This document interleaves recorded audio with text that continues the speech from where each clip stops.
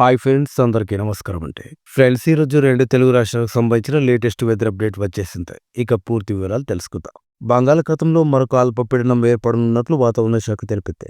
దీని ప్రభావంతో ఒడిషా, ఛత్తీస్గఢ్తో పాటు తెలుగు రాష్ట్రాల్లో విస్తారంగా వర్షాలు కురవనున్నాయి. సెప్టెంబర్ 13వ తేదీన ఉత్తర బంగాళాఖాతం ఇంకా దానిని ఆనుకుని ఉన్న పశ్చిమ మధ్య బంగాళాఖాతంలో అల్పపీడనం ఏర్పడనుంది. ఇది పశ్చిమ వాయువ్య దిశగా ఏపీ, ఒడిషా, తెలంగాణ వైపు కదిలే అవకాశం ఉన్నట్లు పేర్కొంది వాతావరణ శాఖ.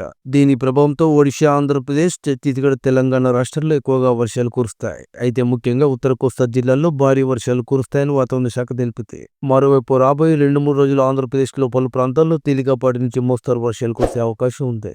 నేటి నుంచి ఉత్తరాంధ్ర ఇంకా యానంలలో ఉరుములతో కూడిన వర్షాలు కురిసే అవకాశం ఉంది. ఇక ఉత్తర కోస్తా, దక్షిణ కోస్తా, యానం, రాయలసీమలోని కొన్ని ప్రదేశాల్లో గంటకు 30-40 కిలోమీటర్ల వేగంతో బలమైన గాలులు వీచే అవకాశం ఉంది.